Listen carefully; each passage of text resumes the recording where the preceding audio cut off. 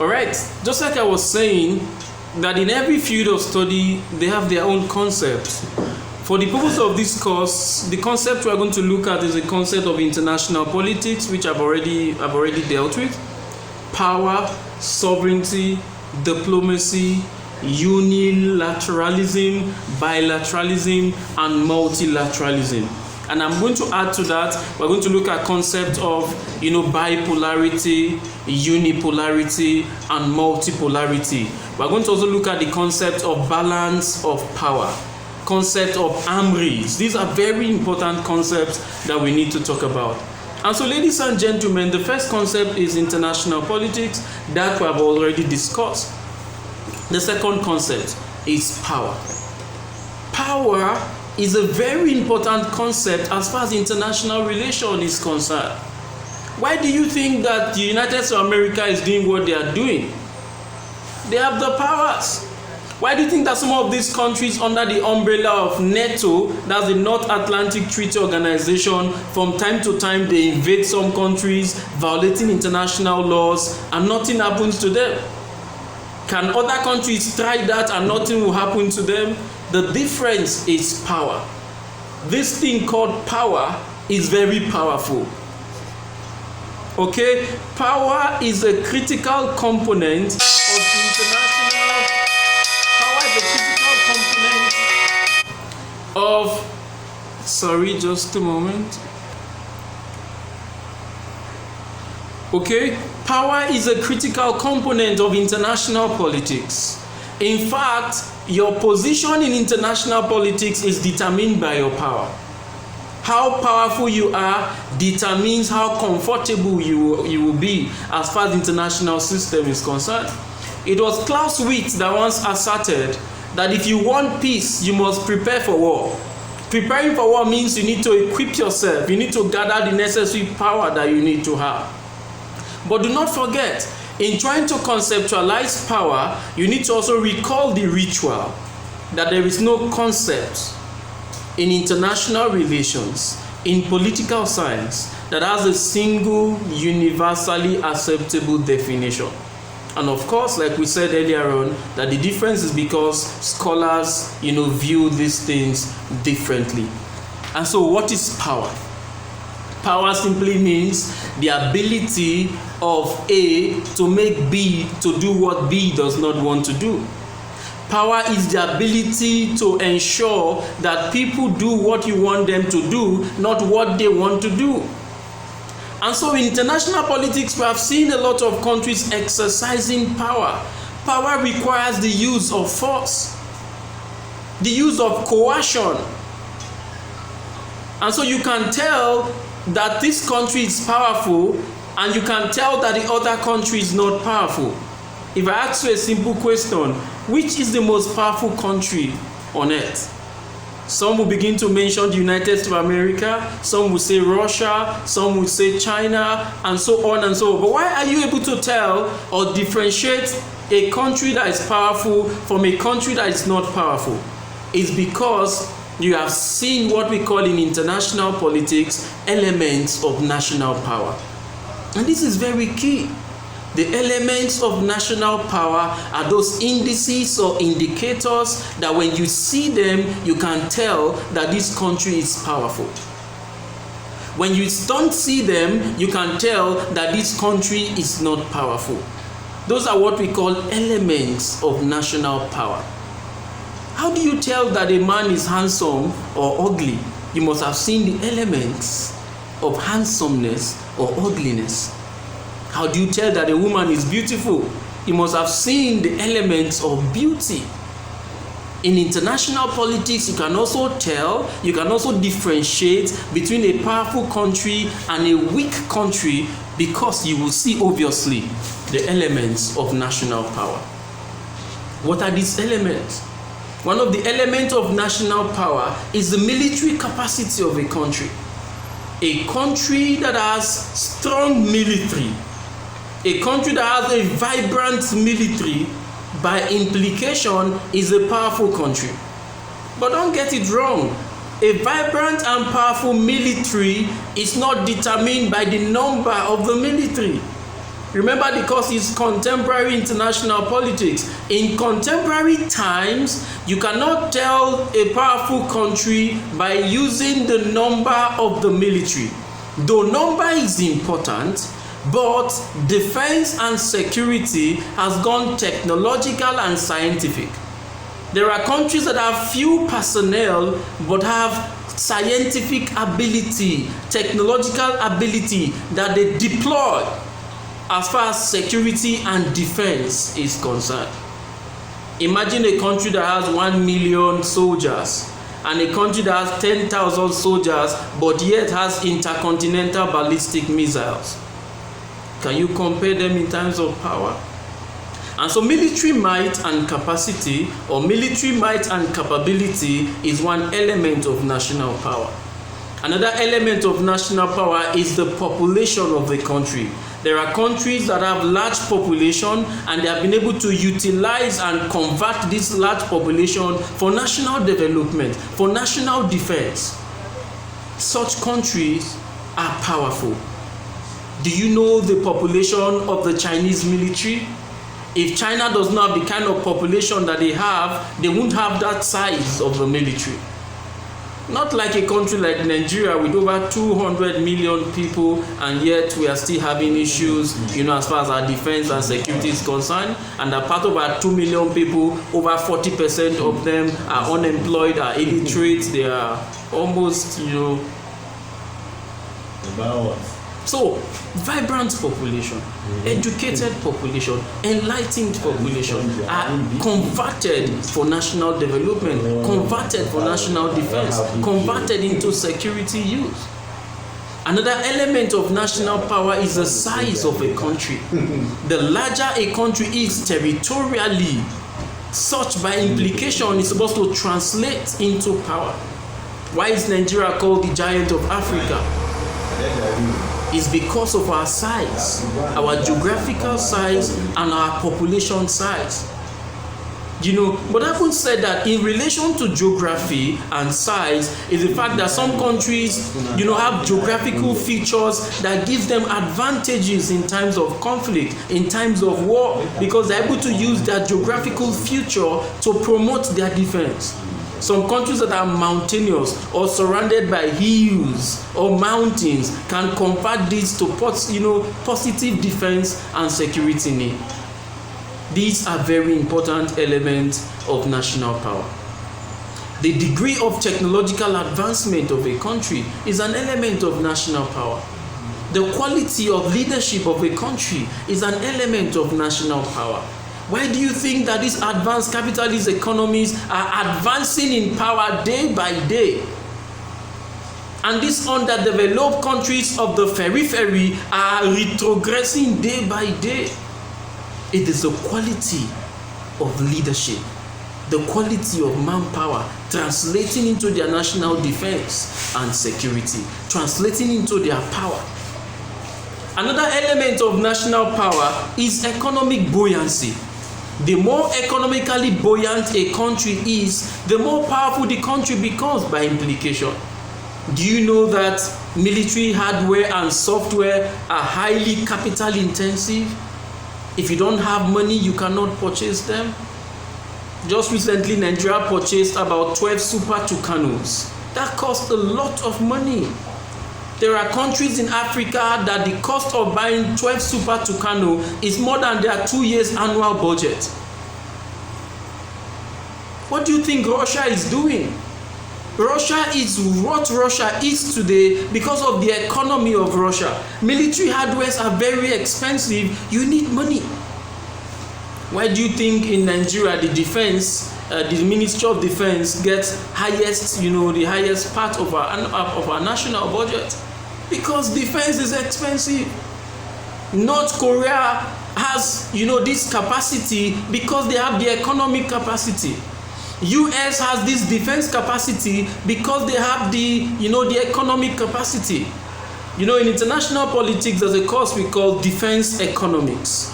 And this course is very important as it exposes students to appreciating the nexus between economy and defense. You can't have a good defense system if you don't have a good economic system. You can't have a vibrant defense system, a vibrant military, if your economy is not vibrant. This is very, very key. And so, ladies and gentlemen, this is what power is about. The ability to compel obedience. The ability to make people do what ordinarily they wouldn't want to do. And we're saying that you cannot do this if you don't have the elements. And we have mentioned several of those elements: military might and capability, economic buoyancy, the size of the country, the population of the country, the leadership quality of the country, and of course how technologically advanced such a country is. These put together make up what we call elements of national power. And so do not discuss power without discussing elements of national power. It is very, very key, right? So something we should also add to that are the various forms of power: political power, economic power, physical power, military power, and so on and so forth. These are very important, and the students, we need to also take note of that. Right. That's one concept, power. The next concept is diplomacy.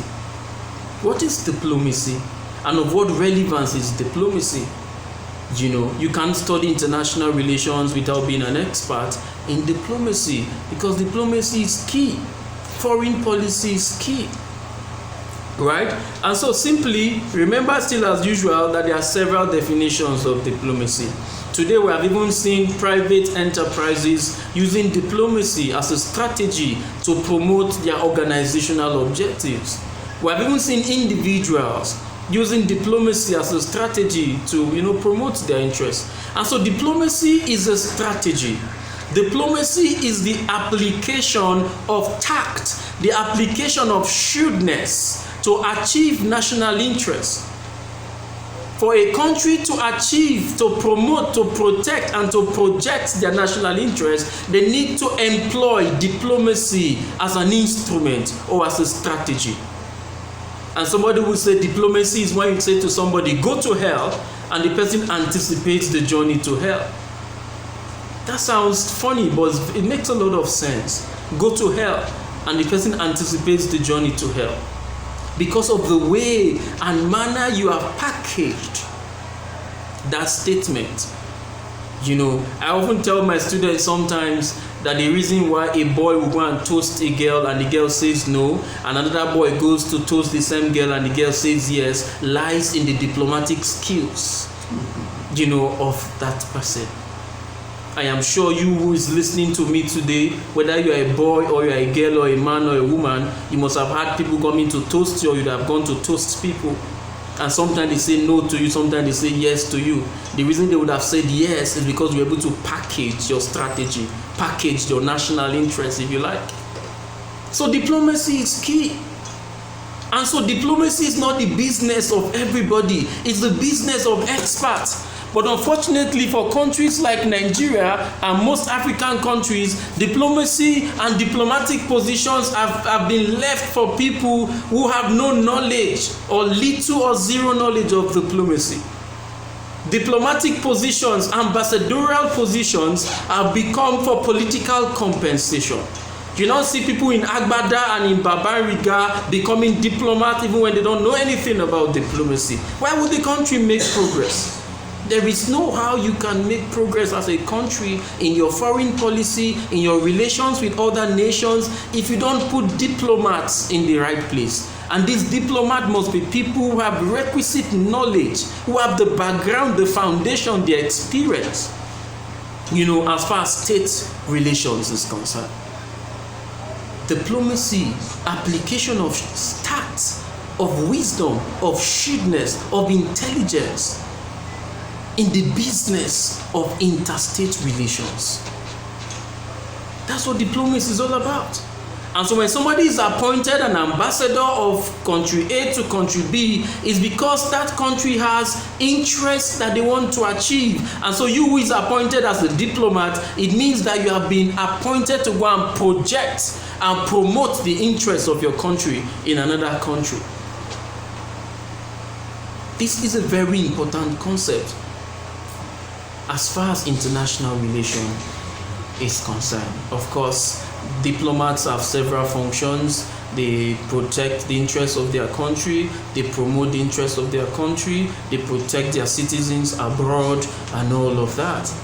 You want to know more about diplomacy, the job of a diplomat, then you need to go and study more,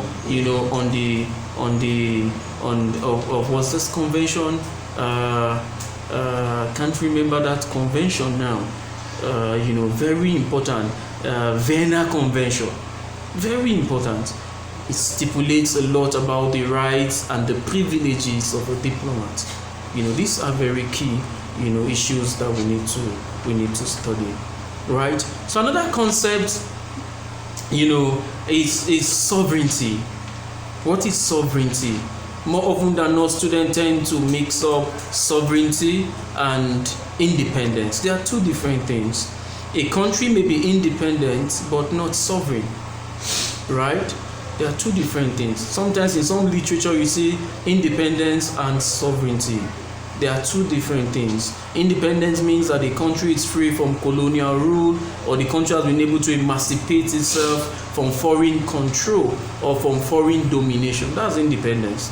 Like, of course, Nigeria got independence in 1960. Ghana got independence in 1954 or thereabout, 54, 56. Right? This is independence. But that you are independent does not mean that you are sovereign.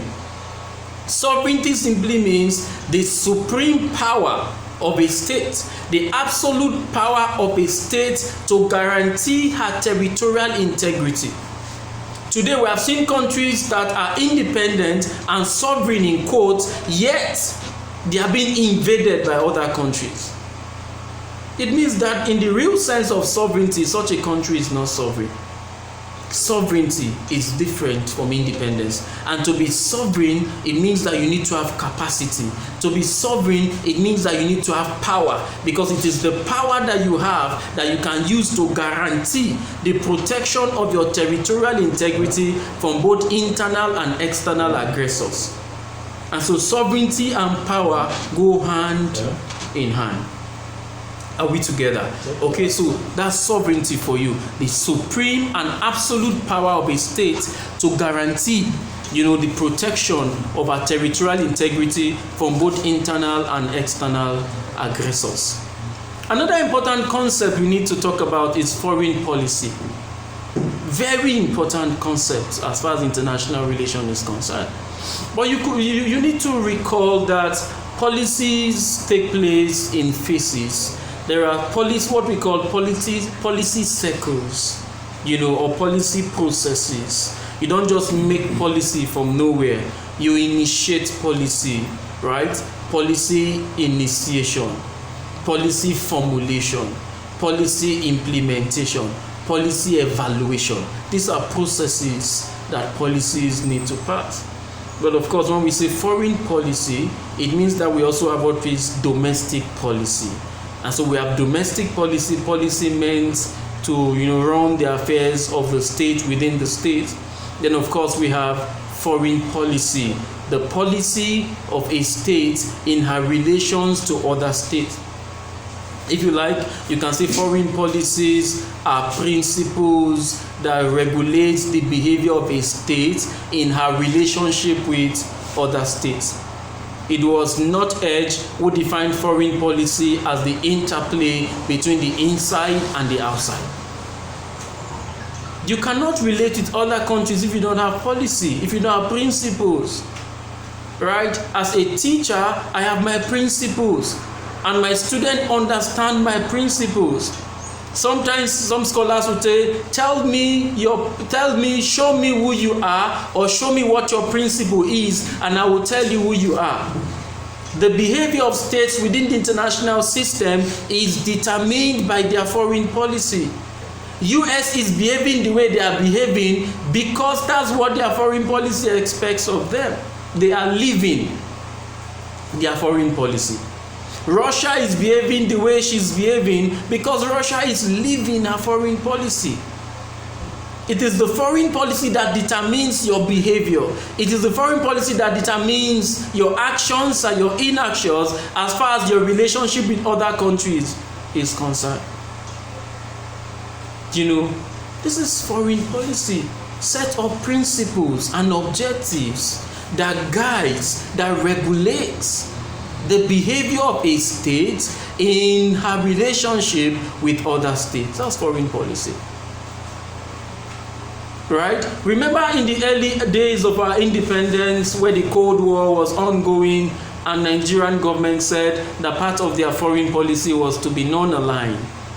Principle of non-alignment. They were neither going to belong to the Eastern Bloc or to the Western Bloc. But however, as students of diplomatic history, we saw that that was a scam.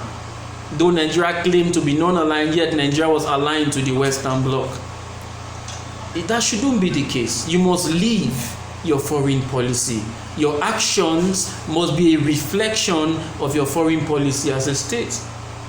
For instance, one aspect of Nigeria's foreign policy is Africa being the centerpiece of Nigeria's foreign policy, or what we call the Afrocentric policy of Nigeria. Right? And you can see Nigeria living that. Nigeria has become the big brother Africa, assisting fellow African countries in their struggle for independence, in their struggle for political stability, contributing troops for peacekeeping operation in Liberia, in Somalia, in Gambia. This is because Nigeria is living a foreign policy that says that Africa is the centerpiece of Nigeria's foreign policy.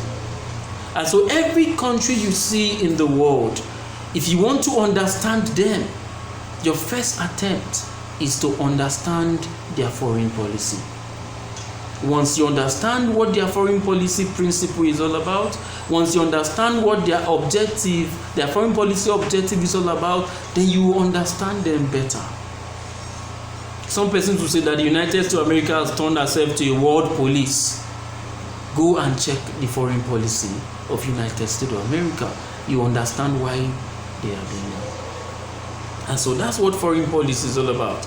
But it's important to note that foreign policies have determining factors.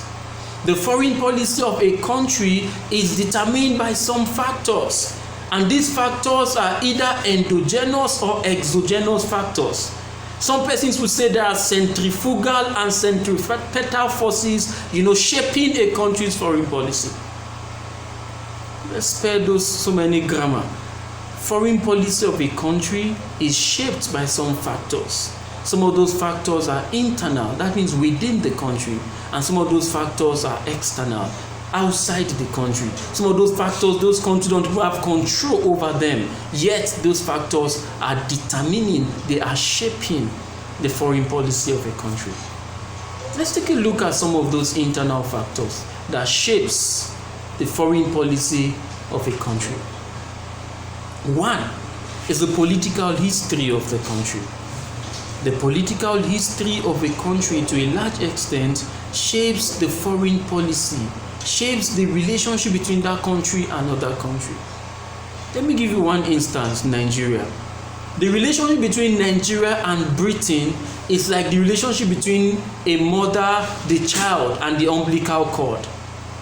Remember that Britain is the erstwhile colonial master of Nigeria. And so, regardless of the fact that they had colonized Nigeria for several years before Nigeria got independence in 1960, Nigeria is still relating with this country. There's a very close tie between Nigeria and Britain, and that is even made manifest in the First Republic. Remember a while ago we talked about the non-alignment policy and how Nigeria did not keep to it is because of our political history. The same thing with several countries, right? Another factor, internal, that shapes a country's foreign policy is the system of government or the regime type of that country. A country that practices democracy will easily want to relate with other countries that practice democracy. A country that practices a communist or a socialist system of government will easily want to romance another country practicing communism or socialism. Have you noticed that all communist countries seems to be romancing themselves? Remember the Cuban Missile Crisis, of 1962? why will Cuba under Fidel Castro allow Russia to come and mount her missiles in Cuba? And Cuba is not the one fighting US. Or Cuba is not the one that has issues with US. Russia has issues with US, and Russia decided to come and mount her missiles in Cuba. Why would Cuba allow such? Because Cuba is a communist country and Russia is also a communist country. Have you also noticed that recently that the ongoing war between Russia and Ukraine, almost every communist country seems to be supporting Russia, regardless of what Russia is doing? China seems to be supporting Russia. Japan seems to be supporting Russia. Why? Because they are, if you like, they are birds of the same feathers as far as the ideology and the system of government of those countries are concerned. And so, number one, we said political history. Number two, we said what? Regime type or system of government are a very important determining factor of a country's foreign policy. Number three factor that determines a country's foreign policy is the personality of a leader. The personality of a leader determines the foreign policy of the country to a large extent. The war between Russia and Ukraine, is that what the Russians want? I don't think so. But I think that's what Putin wants. And you only understand why will Putin go on with such a war even when the international community is against it. Check out the personality of Putin. Check out the personality of the former president of the United States of America, Donald Trump.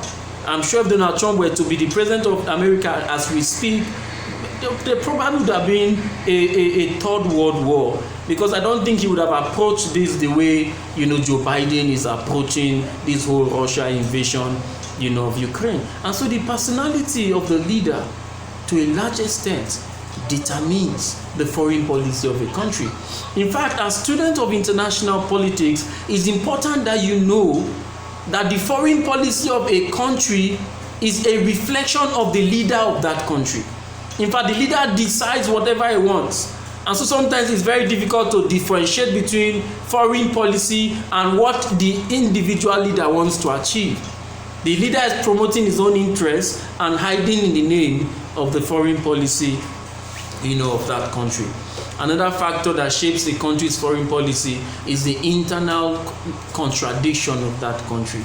A country that is pluralistic, a country that is heterogeneous, their foreign policy will be affected by this plurality, by this internal contradiction within the country. I give you an instance: Nigeria, highly pluralistic, highly primordial in a lot of things. And so you see, because we have different religion in Nigeria, you also see that affecting Nigeria's external relations. Do you remember that under Babangida, Nigeria joined the Organization of Islamic Countries? Go back to history and see the reaction of Khan to that move. Khan was all out that Babangida wanted to Islamize the country. And what is still happening till today, there's still that ideology that Nigeria wants to be Islamized. How do we make progress in a country that is so divided, that rather than building upon our division and making it a strength, we are further widening the gap? These are factors that shape the country's foreign policy.